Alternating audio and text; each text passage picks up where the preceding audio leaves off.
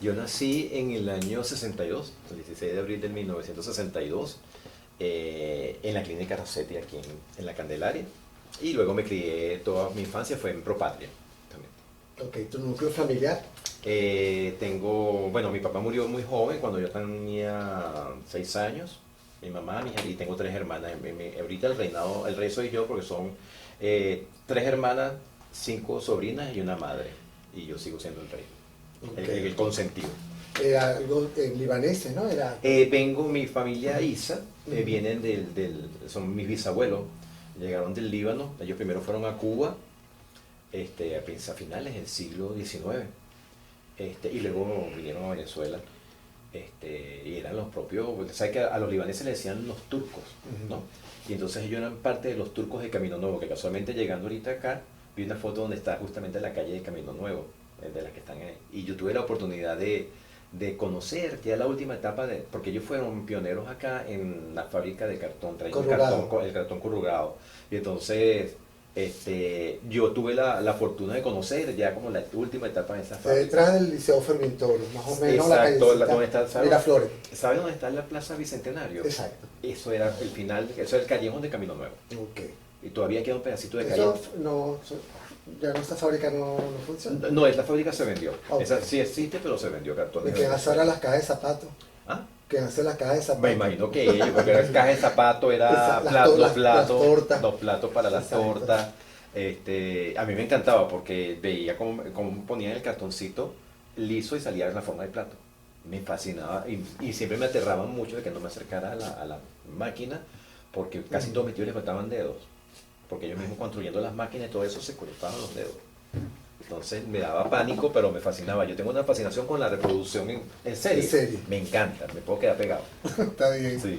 Bueno, mi primer contacto con un escenario creo que fue en el año 66, en el Teatro Cristo Rey de 23 de enero, porque fui la pareja de una chica que interpretó a Miriam Makeba bailando el patapata. Entonces yo era el otro que Yo me gané un concurso también bailando el patapata. Viste que tú de esta generación el patapata, hay un antes y un después con el patapata. Miriam Makeba. Exactamente, entonces ahí lo recuerdo muy particular, o sea, ya haciendo memoria, ¿no? De ese momento, del escenario, de las luces, del público. Entonces tú veis como primer contacto, ¿no? Después, bueno, por supuesto, normal, estudiando normal, las actividades normales, hasta que llegué al liceo. Yo estudié en el Liceo de Aplicación, ahí en Paraíso. 1976. Bueno, si tú lo dices, yo te creo. Sí, exactamente, esa es la época. Y ahí entré en el Orfeón del Liceo, ¿no? Entonces fue como mi primer trabajo, mi primera experiencia de trabajar en grupo, de cantar, de hacer, porque mi hermana ya cantaba en la coral de ciencia, entonces ya yo como que tenía esa relación con el mundo coral. Y me acuerdo una vez una coral que fue a Propatria, en la época, creo que fue en la época del cuatricentenario, que hubo mucha actividad. Entonces, y en mi casa se escuchaba mucha música, Jesús Sevillano, desde Ray Connick hasta Jesús Sevillano, ¿no? Que era lo que se escuchaba en la época, pasando por las gaitas de Simón, por supuesto. Antes de las locas. Exacto, antes de las locas, incluso, porque la de Hugo Blanco y Simón Díaz, claro, ¿no? Me encanta hablar con gente que sabe que estamos hablando, porque eso lo hablo con un chamo y nada que ver, ¿no? Entonces te quedan así como carajo. Y entonces, fue muy bonito porque fue la primera vez que se hizo un trabajo colectivo en ese Orfeón. Y nos presentamos y recibimos el aplauso del público. Entonces esa sensación de, ¿sabes? De haber logrado algo donde además hay un aplauso, yo lo recuerdo muy mágico. Sí. Me acuerdo que ese concierto, bueno, fueron 3 canciones, cantamos, pero... Sí, como el ensayo, la preparación. Y entonces eso me motivó mucho. Terminé siendo yo líder del Orfeón, llamando a gente para que se metieran en el Orfeón, a compañeros. Yo no me puedo quedar tranquilo nunca, entonces siempre termino como en algo más allá de lo que tengo que hacer. Mandando. Mandando, vamos a decir coordinando. Pero sí, o sea, hay una cosa ahí que fue naciendo y claro, lo del Orfeón me fue llevando al mundo vocal, me fue llevando a la ópera, o sea, ver como espectador, estar como espectador. Y fue cuando empecé a estudiar música, que por cierto, viviendo por acá, el director de la escuela era Inocente Carreño, en la provincia de Sada en esa época. Y quería ser cantante lírico. Entonces estudié canto con Aida Navarro, bueno, estudié con varios maestros, entre ellas la mejor para mí fue Aida, hasta que me di cuenta que no tenía las herramientas. No tenía la docilidad del instrumento, vamos a decirlo así. Entonces, bueno, fui muy buen coralista. ¿Fue frustrante?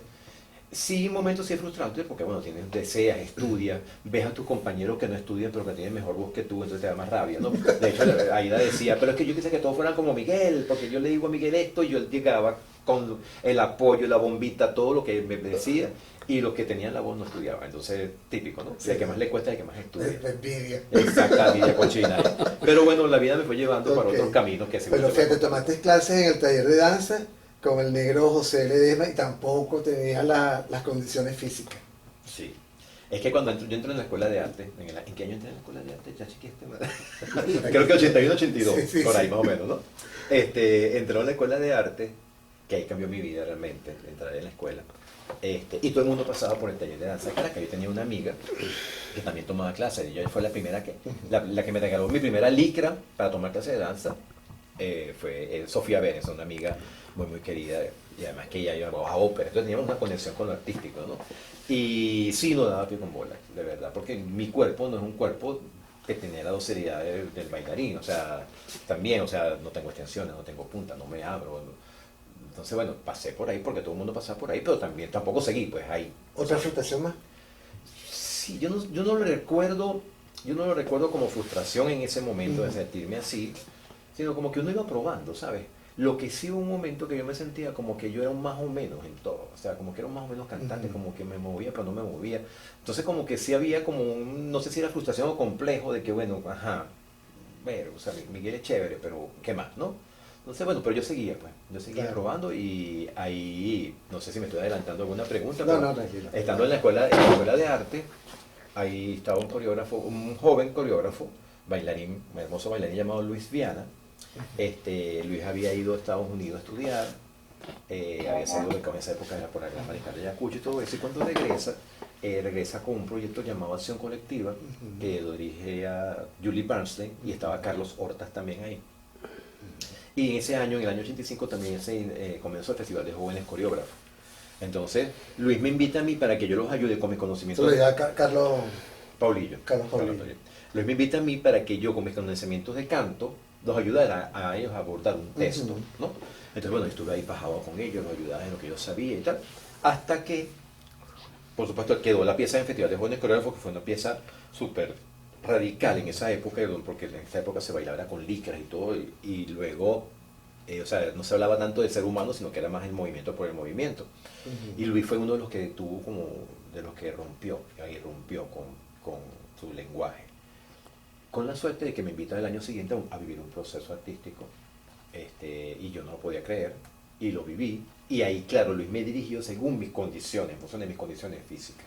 Excelente. Que fue silente, tanto que pareció bailarín más, pues. O sea, la gente creía que yo era bailarín.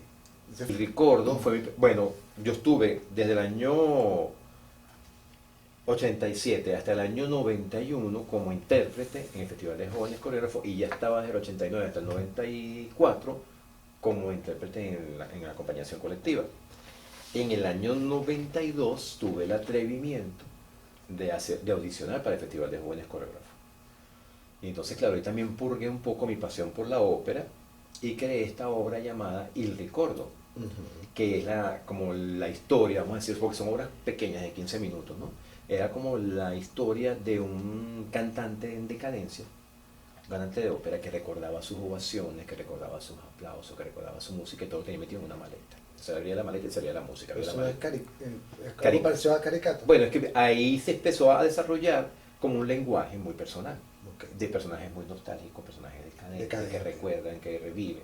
Entonces de ahí hice otra obra que se llamaba Olga y Tony Varieté, también en el Festival de Jóvenes Coreógrafos, y luego en el 94 hice Caricato en Pena, que fue el que recientemente remonté.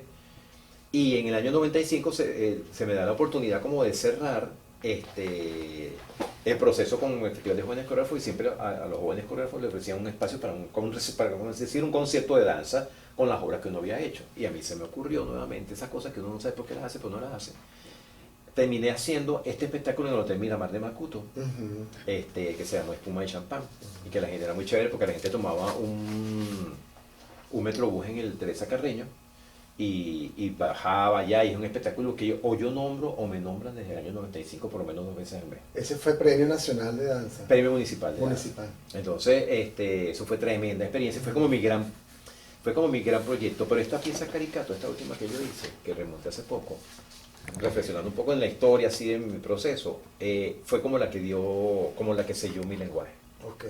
Miguel, ¿qué te recuerdas de esa época? Como ese ambiente ochentoso, 90, la bohemia. Divino, divino, divino. Mira, yo era de los que me iba, seguro a lo mejor ahí coincidimos, a las 2 de la tarde al Gran Café y salía a las 2 de la mañana. O sea, yo me sentaba solo. Poblado. Yo me sentaba solo. Y venía fulanito, venía tal, después venía el otro, después yo me iba, volví otra vez, iba, no sé. Sí. Eso fue una época hermosísima, de la cual nuestra generación creo que debemos estar agradecidos, porque fue la época de los festivales internacionales de teatro, la época de las temporadas de ópera en el Teatro Municipal, la época, ¿sabes?, de la cátedra del humor en la Mandilla, eso creo que era 90, no sé si era 90 Sí, o 90. 80, pero digamos, hace poco cuando murió Loti Pinza, ¿tú sabes quién es Loti Pinza, la cantante de ópera? Hay un gran amigo llamado Iván García, el negro Iván García. Claro, pana. Me mandó un mensaje, coño Miguel, murió Loti Pinza. Y yo, coño, no puede ser. Y empezamos, con el negro se conversa muy sabroso. O sea, la voz profunda. Tú te ¿no? sientas con él y como está aquí, y aquello Sí, sí. no para, ¿no? Porque cualquier cuento, desde la tía que le hablaba a las matas, que ella estaba así como que escuchaba que las matas le hablaba, hasta cualquier cosa que está haciendo el negro. Y entonces empezamos a hablar, como a recordar. Yo tengo una foto con 3 amigos saliendo del Museo del Teclado, que según ellos era saliendo de un concierto de Lotte, ¿no? Además que recuerdo cuando vi a Lotte la primera vez en el Teatro Municipal en un homenaje a Fedor Alemán. Entonces, claro, todo este mundo de los 70, finales de los 70, 80, 90, a mí me dio un bagaje cultural de saber quién era quién, porque estaban como que todavía estaban, vi hasta María Luisa Escobar toca piano acompañando a Flor García, Imagínate. a Lorenzo Herrera cantar, creo que hasta Héctor Monteverde lo escuché cantar en vivo, o sea, mucha gente que ya nadie sabe qué es. Y esa información, y me recuerdo siempre el primer concierto que yo vi con Morela Muñoz, por ejemplo, o sea, a mí me impactó muchísimo y aprendí mucho de esa experiencia. La acompañaba Nina Ivanek, era su acompañante. Entonces, eso me dio a mí un bagaje súper interesante que cuando yo entré como coordinador estratégico en Teresa Carreño, fue mi gran soporte. O sea, porque me decía, mira, que aquí está una señora llamada Ana Silva de Finol, ¿tú sabes quién es? Bueno, casi nadie la conocía, Sí. porque me dio ese nombre. Claro. Póngale la alfombra roja a la señora. Exacto. ¿Me entiendes? O Más sea, ubicado, pues. claro, o sea, y eso me ayudó mucho sin saberlo, porque yo era muy consumidor, pues, o sea, como era coralista, que hay un concierto del coro de los bomberos ahí en la Avenida Lecuna, yo me iba para la Avenida Lecuna a ver el concierto del coro de los bomberos. Mira, tú sabes que a mí me pasa que yo soy como, no sé si es modesto o qué, pero nunca me he querido, digamos, trato de no regodearme en eso, ¿ok? Y a veces me cuesta creerme muchas cosas, eso me ha pasado siempre. Pero sin proponerme, sí te puedo decir que sí hubo una ruptura y una propuesta muy personal en mi trabajo. Pero eso no se propone. O sea, no es que yo voy a transgredir, sino que yo formé parte de unas generaciones de personas que también transgredieron y yo me formé ahí. Yo me formé en ese... y toda esa gente que se estaba formando. Sí, sí. Entonces, y además me formé con la incondicionalidad del intérprete hacia el creador, porque yo me formé con creadores. Y trabajar con creadores no es fácil, porque yo trabajo contigo, si tú eres el creador, el director, el coreógrafo, y me dice, Miguel, muévete para allá, yo me muevo. O sea, tú me vas yo no te puedo preguntar qué sentido tiene, Miguel, que me mueva para allá. No, es que no tiene sentido, porque ahí entra la intuición, ahí entra muchos factores que no puedes ni preguntar, porque están construyendo contigo, tú eres la palabra de ese creador. Yo trabajé con muchos creadores, entonces me dio una formación, por un lado, de incondicionalidad como intérprete. Igualmente tuve etapas rebeldes, como todos. Y mis limitaciones, el más o menos Miguel cantante, el más o menos Miguel bailarín, el más o menos Miguel actor, al final se transformaron en una gran fortaleza, porque tuve que comprender mi cuerpo. Respeto mucho el arte en general, la voz cantada, la voz hablada del cuerpo. Y entonces trabajar como con mucha cautela, pero tratando de ser honesto con mis movimientos y con mis propuestas. Eso fue tan así que por eso empezaron a hablar de los personajes. Miguel dice, ay, vi unos personajes igualitos a ti. Vi una señora por allá echada a perder igualita a ti. Le vi un bailarín que me decía, ay, maestro, usted hizo divas holocausticas, si no tiene cáncer es alcohólica, si no está loca, si no... Y yo digo, bueno, es que me encanta esa cuestión. La chiqui haciendo cabaret. La chiqui es la que me decía eso justamente. Ella me decía, ay, sí. maestro, usted hizo divas holocáusticas, porque además yo lo echaba a perder todo. ¿Sabes que así producido? No, yo llegaba y lo echaba a perder todo. Entonces, pero sí, viendo con el tiempo, yo no sé si transgredí, pero sí he sido tratado de ser fiel a lo que siento y a cómo lo hago, pues, ¿no? Tu vida ha sido un compendio de asombros en movimiento. Cuéntame, ¿qué fue eso que pasó con un regalo que te dieron unos zapatos Adidas? Ave María Purísima. Me encanta. Que me llamó la atención. Pues, Sí, yo como te digo, yo crecí en Propatria, ¿no? Parte de la familia Isa hizo mucho dinero. Entonces están como los Isa ricos, los Isa que no tenían dinero, para no decir pobres, ¿no? ¿Tú estabas dónde? Yo estaba en Propatria, te podrás imaginar. O sea, mira, mi historia es muy particular porque además mi papá heredó, cuando mi abuelo murió, heredó edificio, heredó un dinero y todo se lo gastó, ¿no? Y mi mamá creía que se iban a comprar un apartamento y cuando se entera no tenía un carrizo. Tanto que mi papá muere y mi mamá queda embarazada de 7 meses y mi mamá tenía que hacer una rifa para pagar la luz, o sea, contamos las tajadas de jamón, o sea, no pasamos trabajo, pero por ejemplo, yo con el jamón, eso es una revelación. Por ejemplo, me encanta el jamón y me gusta mucho cuando compro jamón comerme una tajada. Porque cuando era niño éramos 5, una tajada por persona. Claro. O sea, no era un nivel de pobreza que tú digas, ay, estoy pasando hambre, pero era un nivel. Sí, pero, sí, exactamente. Y nosotros nos criamos, digamos, sin la pretensión de lo que no se tenía. O sea, no había rollo. Yo quisiera tener. La madrastra de mi papá, sí tenían dinero, o sea, ellos sí lograron invertir. Ella supo, cuando murió mi abuelo, supo invertir su dinero. Y ella me invitaba a pasar mis vacaciones en Prado del Este. Te podrás imaginar el contraste del Propatria a Prado del Este, además no lo veía ni la parte de arriba de la autopista, te estoy hablando de los años 60, 70, ¿no? No estaba ni siquiera la parte de arriba de la autopista, estaban construyendo. Era un viaje. Era un viaje, yo me despedía de todo, yo iba así, y decía chavo casa, chavo panadería, chavo bodega, chavo barbería, esas cosas de chavo, ¿sabes? ¿No? Sí. Porque yo era una cosa, íbamos a Camurí grande, el club Camurí grande, okay, ¿no? Que me llevaban el jugo de naranja a la piscina, o sea, por favor, ¿qué tal? ¿no?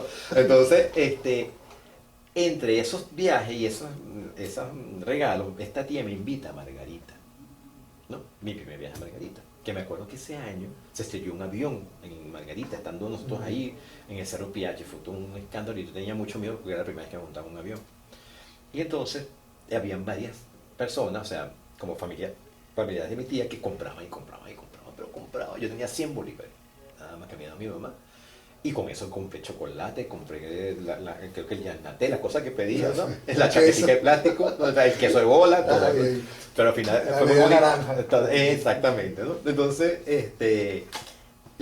una señora, que era como una especie de tía, me dice, ellos me decían Miguel Vicente, la parte de mi familia Isa, me llama Miguel Vicente. Miguel Vicente, ¿tú no quieres unos Adidas?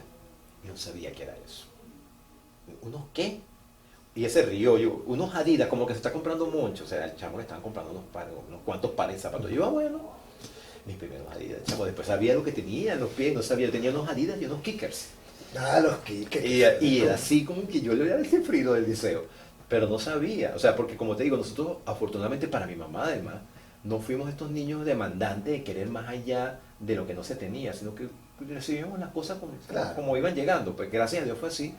Y tuvimos una adolescencia sana dentro de eso y bueno, después cuando nos mudamos al Paraíso es otra historia, pero fue un cambio radical, pues, y para el Paraíso, porque bueno, el Paraíso de los 70 era muy bonito, sí, era la ciudad naciente, la urbanización como naciente, clase media, entonces fue como un cambio radical cuando salimos de papá. Cifrino. Casi que cifrino, compramos el CADA. Claro. Entonces da mucho dolor. Pero yo soy un amante de Caracas de toda la vida. Tengo muy marcado el año del Cuatricentenario, que fue el año del terremoto. Yo tendría 6 años, 5 años. 5 años. Pero me acuerdo todas las celebraciones que había. ¿No? Había mucha celebración, había desfiles de carros antiguos, había de la reina de no sé qué. Me marcó mucho eso. Toda mi infancia en Propatria fue como vivir en un pueblo oriental, porque había mucha gente de Oriente. Todo mi horizonte más lejos era llegar a la Avenida Urdaneta, más que todo, porque cuando íbamos al Parque del Este era un viaje. Eso era, y de Propatria para el Parque del Este te podrás imaginar en el ENSA, pero tú, ENSA, ¿no? Me encanta que sepas de qué estoy hablando. Entonces, Con el tiempo, por ejemplo, yo tuve un choque muy fuerte cuando me voy a Camino Nuevo para ver el callejón y veo que hay un terreno baldío, habían tumbado todo porque iban a construir la Plaza Bicentenario. Entonces, siempre me ha llamado la atención como que lo que existió, lo que hubo, la memoria de la ciudad, y investigando después te das cuenta de que esta es una ciudad desmemoriada, es una ciudad donde con el cuento de la vaina... ¿ah? Todo lo borra. Todo lo borra porque el modernismo, hay un texto muy bello de Cabruja, que es el de Caracas, donde dice que cuando tumbaron el Hotel Majesty, la gente celebraba el paso a la modernidad y nadie se daba cuenta que estaba perdiendo la memoria de la ciudad. Y eso a mí me apasiona muchísimo. Por ejemplo, viendo las fotos, no sé si fue... No, hay un libro de fotografías de Bulto, donde aparecía una foto que dice Cementerio de los Hijos de Dios. Y a mí me impactó muchísimo. Dice, ¿pero dónde queda esto? Y yo pasé años al final de la varada, ¿no? Años preguntando y nadie sabía dónde quedaba ese cementerio. Hay pinturas hasta de Cabré de ese cementerio. Y yo, pero ¿dónde queda? ¿Será que quedaba en Petare? Y un día estoy con una amiga en un edificio que queda aquí enfrente de la biblioteca y me está contando en el balcón hablando, no sé qué, me dice, no, porque es que hay en los Hijos de Dios. Yo, ¿dónde? No, en los Hijos de Dios. Yo, ¿qué es eso? No, allá en los edificios que se llaman los Hijos de Dios, que había un cementerio. Por fin supe. Entonces siempre me ha despertado la historia de la ciudad, me ha despertado mucha curiosidad. Por ejemplo, cuando hubo el terremoto en el año 67, no sé si ustedes se recuerdan que... Yo estaba viendo un Miss Venezuela, un Miss Universo. Miss Universo. Exacto. Estábamos viendo también donde mi abuelo. La cruz de la catedral se marcó, ¿no? Y eso a mí me impresionó muchísimo. Y la gente le lanzaba como monedita, ¿no? Y se persinaba y tal. Después me enteré que esa piedra está en una especie de convento en el valle. Hay unas monjas que tienen la custodia de esa piedra con la marca. ¿Ves? O sea, hay cosas que me van llegando o que yo voy buscando. Yo incluso todavía mantengo esa idea de ese proyecto, Pero de todas esas vivencias y esa preocupación que tienes por la ciudad, ¿ha salido algún trabajo? Sí, hay varios. Sí, yo tengo Caracas itinerante, que lo hice en el Centro Cultural Chacao, que la gente iba como pasando por distintos espacios. Tengo Caracas íntima, que era un poco como la itinerante, pero ya lo hicimos, todavía era Ateneo de Caracas. Y después, recientemente, en el año 2017, que eran los 450 años de Caracas, hice Caracas, el Valle de los Inquietos, que fue como una revista musical. A mí la Compañía Nacional de Teatro me invitó este año a hacer un espectáculo sobre Manuela Sáenz. Entonces, sobre las cartas de Manuela y Simón. Entonces, claro, yo digo, bueno, déjame primero leer las cartas. Cuando leo las cartas digo, oye, la verdad que con esto no puedo hacer un espectáculo, y estaba muy preocupado. Empecé a investigar sobre Manuela Sáenz y empecé a encontrar bibliografías, obras de teatro, monólogos, poemas, un poema de Neruda muy bello que se llama La Insepulta, justamente, La Insepulta de Paita. Y empecé a buscar, ¿no? Es como parte del proceso. Sí, montada también esa es la dirigí. Sí, por eso. Exacto, ¿no? Entonces empiezo a hacer una investigación, en este caso teórica, ¿no? Bueno, ¿qué hay? Inevitablemente eso me empieza a arrojar a mi momento o situaciones que yo empiezo a desglosar. Oye, aquí tiene que haber un punto de encuentro entre Bolívar y Manuel. Aquí debe haber una celebración. Pero me llevaba mucho a la nostalgia, al duelo y a la tristeza, porque cuando ya termina, como termina ella, es justamente un lugar llamado Paita, que parece que era muy solitario, muy árido. Entonces me conecto con la nostalgia, que es característica de mi trabajo, me conecto con el recuerdo, me conecto con la difusión del recuerdo, me conecto con la locura, me conecto con el delirio, que son temas que yo he tocado de alguna manera. Entonces empiezo yo a notar escenas del delirio, ¿qué tengo? Entonces fue a ver qué tenía como integrante. Tenía desde Aura Rivas, que tiene 88 años, hasta un chamito de 18, ¿no? Yo tenía como 8 generaciones de actores distintos. Porque tenía Aura Rivas, Francisco Rivas y María Brito, ¿no? Como las mayores del grupo. Entonces, hablé con ellos y le dije, miren, mi trabajo es así, y un poco para responder la pregunta. O sea, yo voy construyendo como pequeñas piezas de rompecabezas, la fiesta, el velorio, la muerte de Bolívar, las cartas, el encuentro de Bolívar y Manuel, Manuel haciendo tabaco, Manuela delirando, Bolívar bailando con Manuela. Entonces yo voy trabajando como aislado escenas, ¿no? Pero incluso a ellos no les decía ni siquiera que estábamos trabajando, sino que bueno, tal cual, vete tú para acá, ven para acá, vamos a probar acá, vamos a hacer esto, vamos a montar este baile, y ellos cumplieron con todo lo que yo les iba pidiendo.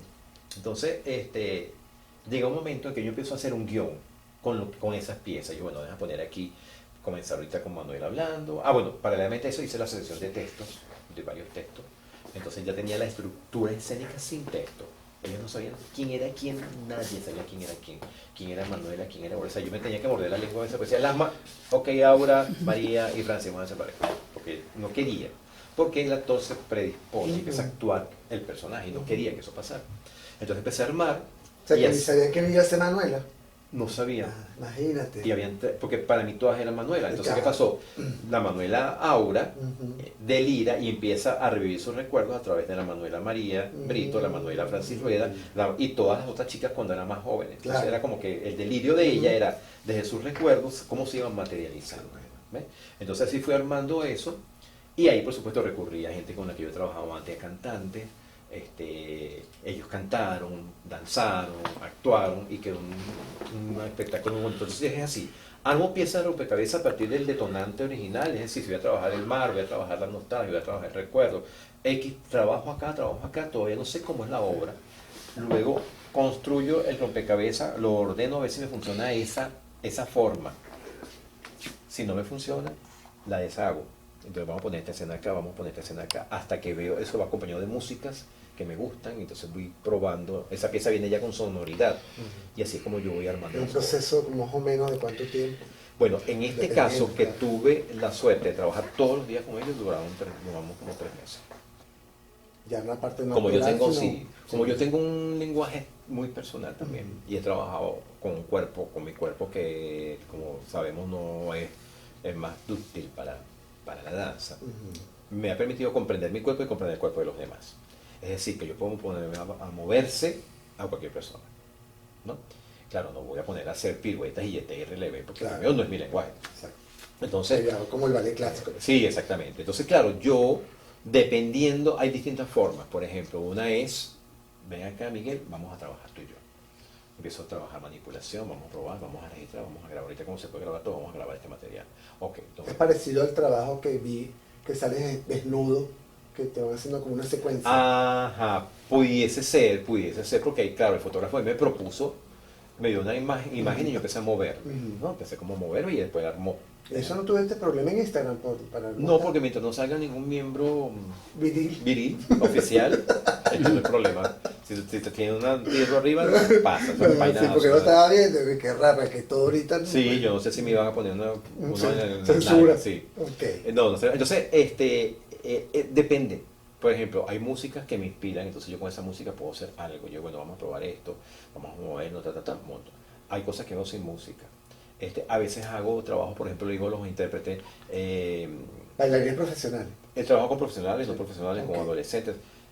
Lo más importante es que ellos puedan creer en mi trabajo, porque si no creen es un fastidio de verdad. Entonces, ya cuando trabajan conmigo, yo les advierto cuál es la forma de trabajar, porque no a todos les gusta, no a todo el mundo le gusta esa ¿Te manera. ha ocurrido? Sí, claro. Entonces, por ejemplo, te digo, Miguel, vamos a trabajar sobre la lluvia. Piensa en 4 palabras que tengan que ver con la lluvia. Bueno, Miguel, agua, caída, agua corriendo y piedra. Ok, yo quiero ahora que tú con tu cuerpo me digas eso, No, lo expreses. exterioriza. Lo que sea, lo que nazca de ti. Entonces tú me dices, bueno, para mí el agua es esto, agua caída es esto. Entonces ese empieza a crearse como pequeños códigos. Entonces le digo, ahora Freddy, Henry, se va a aprender el material de Miguel y Miguel se va a aprender el material de Henry. Entonces Ok. ya tenemos 8 movimientos. Pero si somos 10 personas, te podrás imaginar. Entonces también es otra forma de ir creando movimientos, estructuras coreográficas. Después yo digo, bueno, vamos a hacer esto de espalda, vamos a hacer esto acostado, vamos a hacerlo de pie, vamos a hacerlo frente a frente, vamos a hacerlo de espejo, vamos a hacerlo en solamente un brazo. Tú haz el brazo derecho de Henry, Henry hace el brazo izquierdo de Miguel, y ahí empiezo yo a descomponer y a crear, y a entretejer. Pero depende del proyecto. Por ejemplo, si yo dirijo una zarzuela, la zarzuela no hay mucho que inventar. La zarzuela tú la tienes que organizar. Ahorita recientemente hicimos una en la Concha Acústica de Bellomonte, ¿no? Entonces, claro, son tradiciones, entonces son lenguajes que no voy a poner, no lo voy a hacer en Marte, no lo voy a hacer en el llano, no, lo voy a hacer como en la plaza tal. Entonces, ahí yo ordeno, es mi trabajo ordenar, que la cosa esté limpia, mi aporte, que como manejo cuerpo, de repente manejo mejor los grupos y todo eso. Con la ópera, por ejemplo, la gala de ópera que hicimos de Teresa Caraño, ¿tú la viste? Sí. Ahí era distinto porque como eran escenas, Entonces yo dije, bueno, ahí yo asumí, digamos, prácticamente todos los elementos escenográficos, no el vestuario, porque había un vestuarista, ¿Te pero estaba metes pendiente. también en la escenografía? ¿Ah? En la, Yo fui a los galpones de Teresa, la cortina roja, todo eso la lo escalera, puse yo, todo. igual que los gavilanes. En los gabilanes está Enrique Berisbeita, que es diseñador Ujú. de escenografía, y entonces me invitó a él y es distinto porque ya tiene escenografía y yo me adapto. Entonces depende de cada proyecto. Manuela fue totalmente creación Ujú. mía, entonces Manuela es de cero, es lienzo en blanco, porque en la ópera ya está la música, en la zarzuela ya está la música y está el guión. Pero cuando es una obra como Manuela, es de cero, es un lienzo en blanco y es a colorear y a pintar y a mover y a entretejer. Entonces, claro, no necesariamente por el tipo de lenguaje que yo he desarrollado, no es movimiento por movimiento, sino que son movimientos que vienen de la imagen, como te dije, el agua, la tristeza, el recuerdo, ¿no? Ok. Entonces, esos tienen es lo que va caracterizando el trabajo que yo hago, porque la gente cuando la ve dice, coño, no sé qué me pasó, pero me dio ganas de llorar, Sí, me conmoví, me exacto. moví. Tu objetivo como amante de la ópera es entrenar actualmente a los cantantes líricos. Sí, Ujú. sí, como yo estudié canto, además, me di cuenta que a los cantantes no los enseñan nada que tenga que ver con el cuerpo. Ujú. Y como yo estudié danza y estudié canto, entonces dije, bueno, yo creo que a los cantantes les hace falta que entiendan que tienen un cuerpo. Porque a veces los cantantes tienen dos pies derechos y dos manos izquierdas. Pero no saben moverse, no saben caminar, no saben mirar, no oyen la música. Son cantantes y no oyen la música. Pasa con los bailarines también. Ujú. O sea, no oyen, bailan pero no oyen. O sea, oír la música es decirle, mira, aquí hay una parte instrumental que precede a tu parte cantada, que también es parte de la pieza. Tú no comienzas a cantar cuando comienzas a emitir el sonido. Tú comienzas a cantar cuando comienza la música. Decirles eso, como que yo te dicen, pues yo soy música, no, no. O sea, como que, ok. Entonces, claro, cuando yo veo que una de las fortalezas que tengo es entender el cuerpo en sus distintas formas, me doy cuenta que he podido aportar al mundo del cantante la conciencia corporal. O sea, y cuando los chamos, los cantantes, se conectan y entienden, trascienden bastante. Hay unos que tienen mucha resistencia porque lo que quieren es cantar, porque el cantante es muy obsesivo con su instrumento, el agudo, la cosa. Sí, sí. Sí, entonces se les olvida moverse. Mira, me ha pasado con muchos cantantes que yo los muevo Ujú. y se les olvida. ¿Cuál espectáculo afianzó tu búsqueda expresiva o la creación? Vamos a ir nombrando algunos para que quede registrado, que quede algunos trabajos de tu creación desde el 93. Tengo aquí Olga y Tony. Sí, de esas tres está el Ricordo, Olga y Tony, Caricato en Pena. Ujú. ¿Ok? Caricato, tal vez sella, que fuera aquí recientemente, sella más mi lenguaje. Y luego, en el 95, hice Espuma de Champán, que fue el espectáculo que te nombré de Makuto. De Makuto. ¿No? Ahí hubo ajá, esta es mi carta de presentación, yo puedo hacer este tipo de cosas. Luego, en el año 99 hice una pieza que se llama Pascua. Esa pieza también marcó bastante como mi lenguaje. Sí, que sea tu lenguaje corporal. Corporal, expresivo, gustó muchísimo. De hecho, ahí lo están montando ahorita en Yaracuy, un grupo de danza de Yaracuy. La montó la Compañía Nacional de Danza también, como parte del repertorio. De Pascua, luego creo que en el año... Tengo que Mistral. El Mistral. El Mistral 2003. fue muy importante porque fue a mi regreso de Francia. Yo estuve un año en Francia y el Mistral era como mi interpretación de lo que fue mi pasada por Francia. O sea, el latino viendo un cambio de estación, una conducta cuando sale el sol, una cola para comprar el pan, el metro, la gente come en la calle, sale el sol, la gente se vuelve loca, se sube los pantalones para que le pegue el sol, se quitan las camisas. Entonces fue como, y esa pieza también... El bollo de pan bajo el brazo. Exactamente, y picadito en la punta. Y esa pieza, yo siento que hay generaciones Mistral, gente que se quedó pegada. O sea, yo la monté en el 2003, la remonté en el 2000, creo que fue en el 2013, y eso fue un impactó más cuando la remonté, fue una cosa muy loca. Gustó muchísimo. Luego, no sé qué tienes por ahí. El eco de los... Bueno, el eco de los ciruelos, esa la hice en el 2008, creo, ¿no? 2009. 2009. 2009. Fue una comisión que me hizo el maestro Eduardo Gil, que era director de la Compañía Nacional de Teatro, para hacer un homenaje al maestro Nicolás Curiel, que fue el primero que trajo los textos de Bertolt Brecht a Venezuela en el año 62. Cuando Eduardo me llama, me dice que quería hacer un espectáculo con Bertolt Brecht, con texto de Bertolt Brecht en La Carlota. Digo, Eduardo, pero tú estás seguro de hacer un espectáculo en La Carlota, que eso va a ser un solo día, eso va a ser una gastadera de dinero. Digo yo, que no tiene sentido. Porque no lo hacemos en otro lugar. Me dice, bueno, si lo hacemos en las Naciones Unidas, yo, pero es que si es lo mismo, le digo, son espacios muy grandes. Y le propuse hacerlo en la sala experimental del Museo de Bellas Artes. Trabajé mucho con la música de Kurt Weill, que fue esa dupla Bertolt Brecht Kurt Weill, que hizo una ópera de 3 centavos, Los 7 pecados capitales. Convoqué a 30 actores, cantantes, bailarines, y bueno, tuvo muchísimo impacto también. La gente hacía cola 3 horas antes para entrar a ver la función, o sea, fue muy. Y trabajé con un diseñador que se llama Edgar Hill, que hizo todo el concepto estético del proyecto, que ayudó muchísimo y de una forma muy bonita. Ok. Tenemos Cabaret, Reina de la Noche. También eso lo hice con la Compañía Nacional de Danza, de Teatro, y la Compañía Nacional de Danza. Ahí mezclé las dos. Y ahí trabajé un poco la evocación justamente de esa Caracas, de esos lugares, porque a mí me apasiona mucho el baile de salón, también cha-cha-cha. A mí México me ha nutrido muchísimo como artista, sobre todo ese mundo mexicano y todas las películas mexicanas, que seguro aquí hay bastante. Sí. Y entonces surge la idea de hacer un espectáculo sobre el cabello, imagínate tú, muchacho, con juguete. Me volví loco, Sí. llamé a mis Y divas. mucho cabaret, pero también está el Cabaret Barracal, ¿no? Cabaret Bacarat. Bacarat. Bacarat. Bacarat. Eso surgió en microteatro primero y luego hicimos, mira, a ver, por un ejemplo, por no dejar, pues Cantinflas y Pedro Infante, un detallito. Pues. Te entrevisté a la hija. ¿Ah? A la hija la entrevisté. Ah, que vino para sí, acá. ay, qué chévere. Que no bote Cantinflas, bueno, cabaret, Reinas de la Noche, y por ahí creo que hay otro cabaret, no me acuerdo, pero sí, esa figura me gusta mucho porque además es una figura muy cómoda, tú puedes meter y sacar escenas sin rollo, no necesitas una continuidad, porque es un cabaret, tú puedes poner un actor, puedes poner un cantante, puedes poner una bailarina, La zaranda.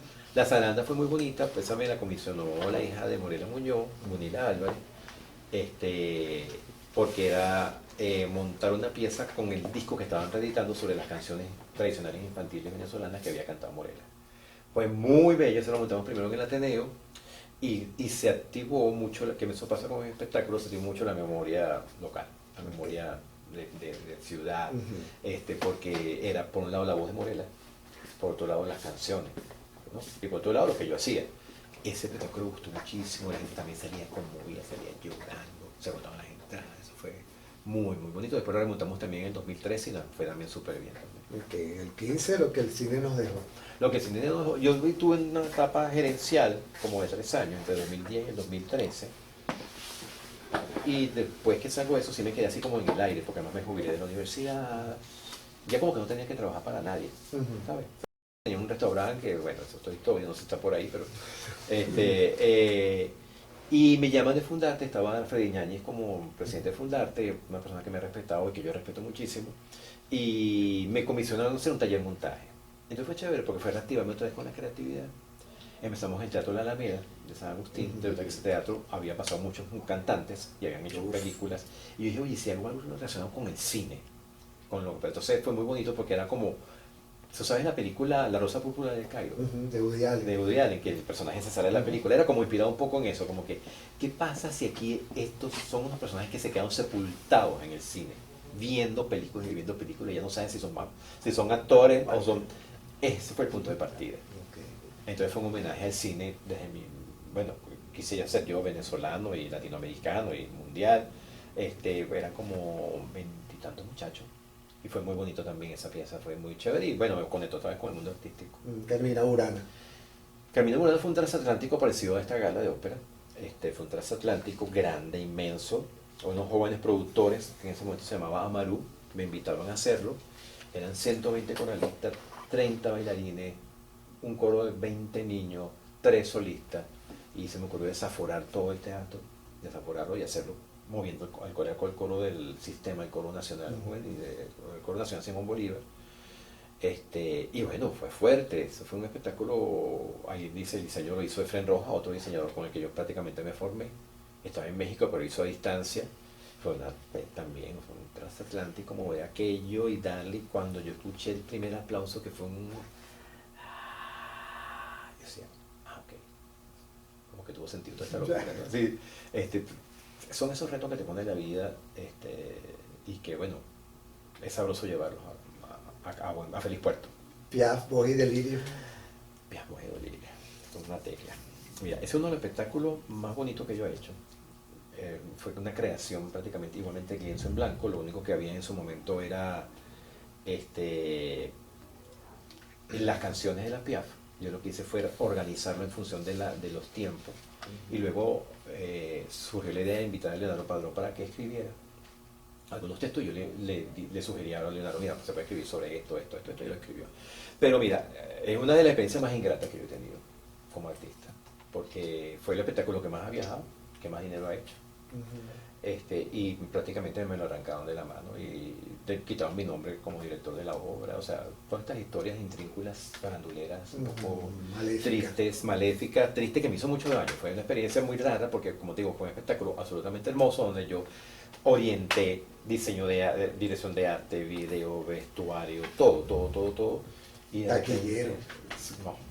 No te quiero contar, y fue muy traumatizante toda la situación, porque bueno, te encuentras en este mundo gente que tú no crees que existe, porque uno a veces está ingenuo, y me pasó eso. Entonces todavía tú me hablas de eso y me hace Sí. ¿no? Pero como producto y como experiencia de crear un musical prácticamente de cero fue extraordinario. Caracas, el Valle de los Inquietos, Ya te lo conozco. ya lo hablamos, y El Niño que era yo. Son las que tengo. El niño que yo era.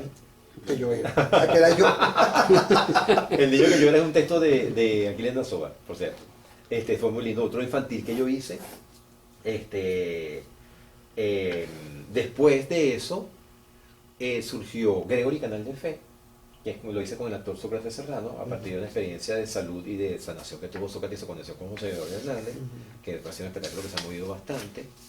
Hice recientemente una obra llamada Ground con un joven actor que trabaja mucho todo lo que tiene que ver con salud mental, que posiblemente lo hagamos en noviembre, vamos a ver. Y lo más reciente es Manuela, la insepulta de Paito, como creación.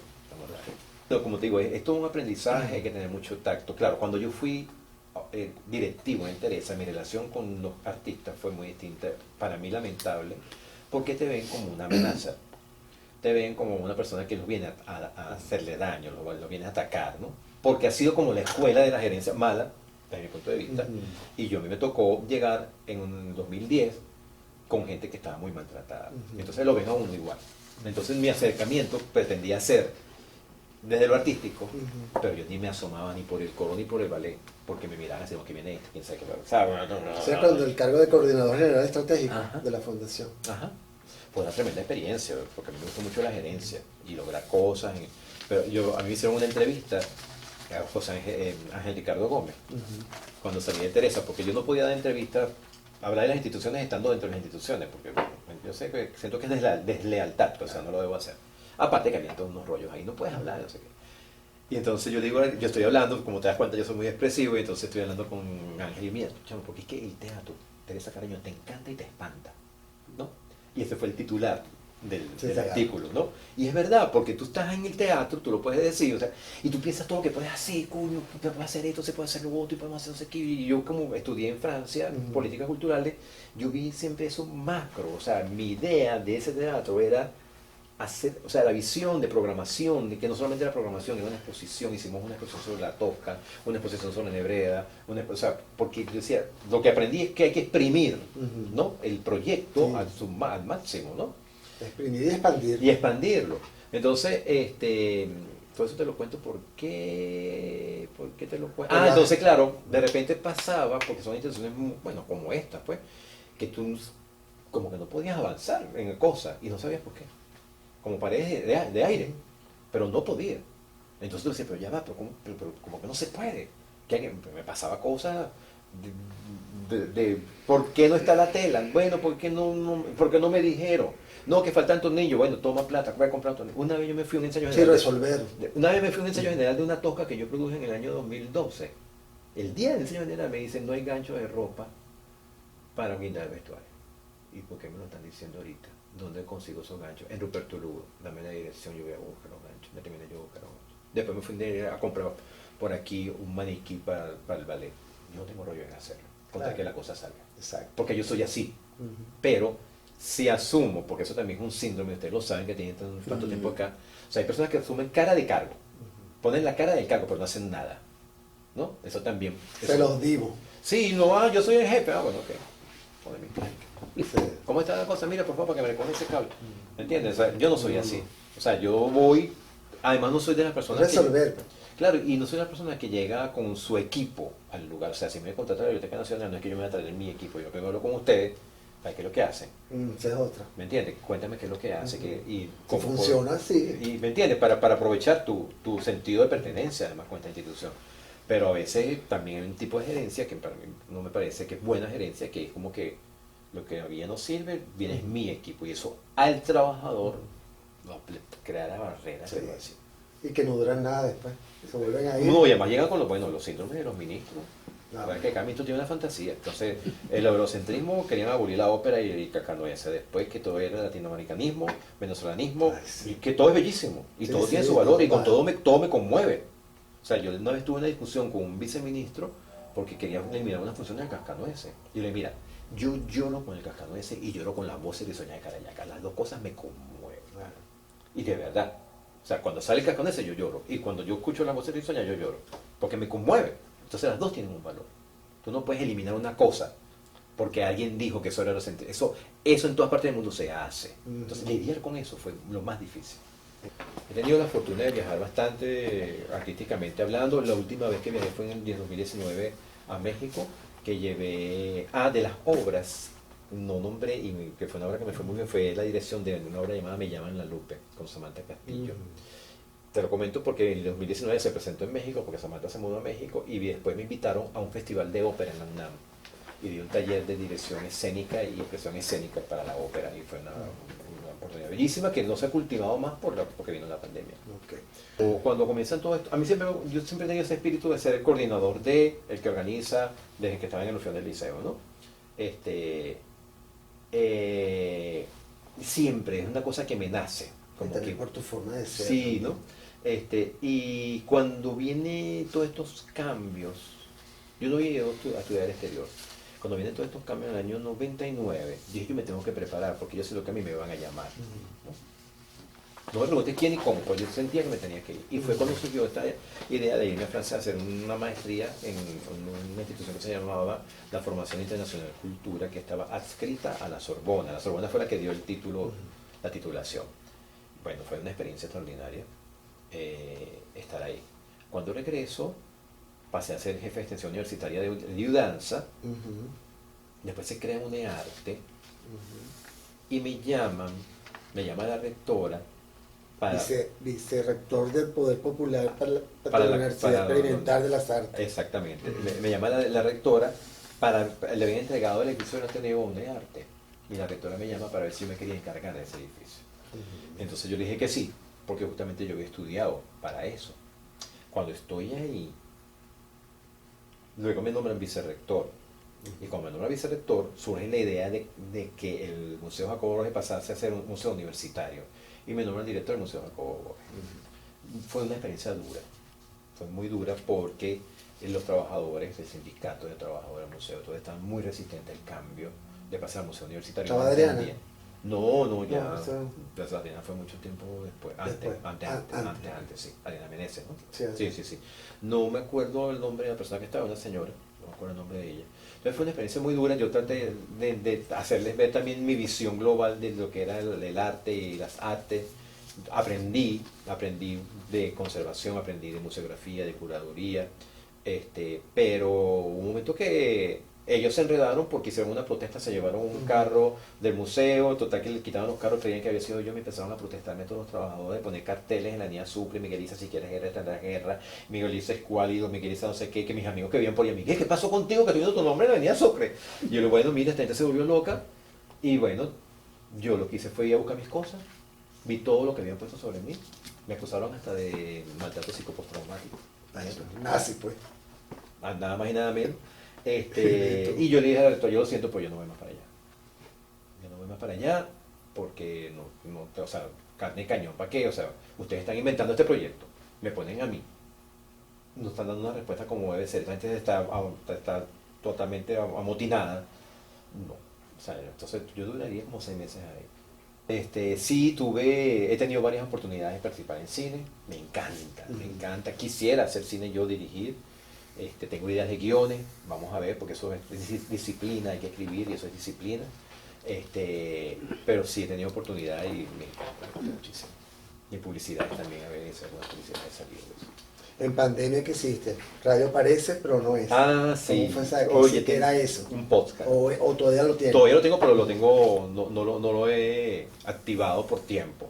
Pero, o sea, me he encontrado con muchos jóvenes que tienen deseos de aprender, que respetan, que tienen valores parecidos a los de uno, que tienen sensibilidad artística. Algunos son muy atormentados porque tienen en paralelo todo este mundo de redes y Sí.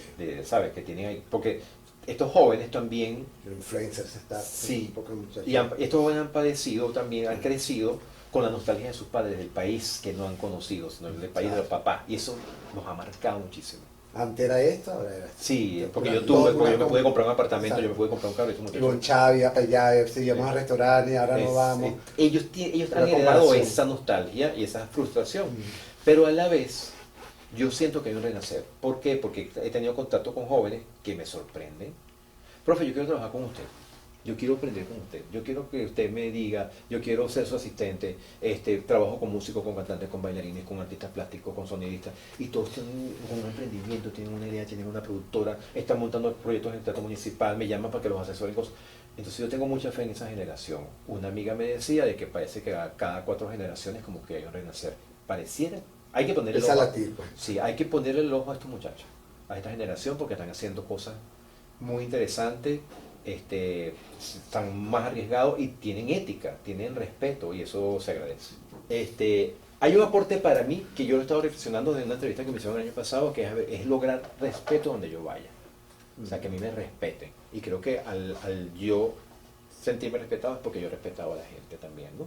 Y yo he estado en posiciones de cargos políticos, bueno, estratégico más que político, porque tiene una carga política, sobre todo en lo que ha sido el Estado, de este gobierno, que me han puesto en mucha tela de juicio las personas que no son pro gobierno, pues, ¿no? Sin embargo, me alegra poder ir a cualquier espacio donde yo me sienta respetado por el personal, por los directivos, por todo, o sea que eso para mí ha sido un gran logro.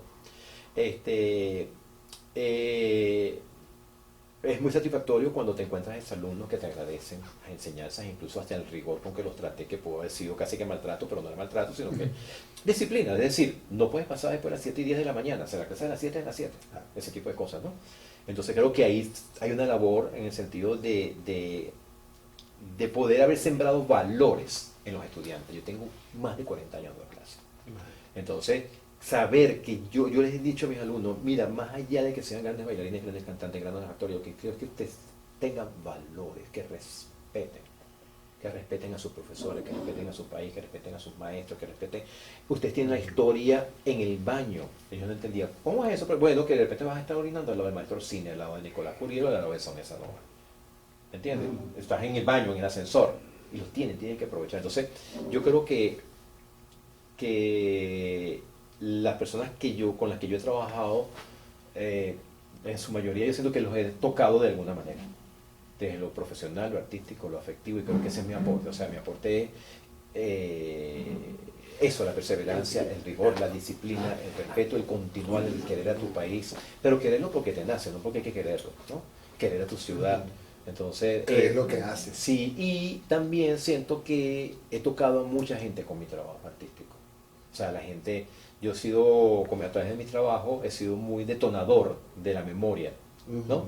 Entonces la gente pasa, por ejemplo, como en Caracas, en el Valle de los Inquietos, que va un joven y dice, ay, yo voy a traer a mi mamá. Y entonces no se trae a la mamá nada más, sino que se trae a la abuela.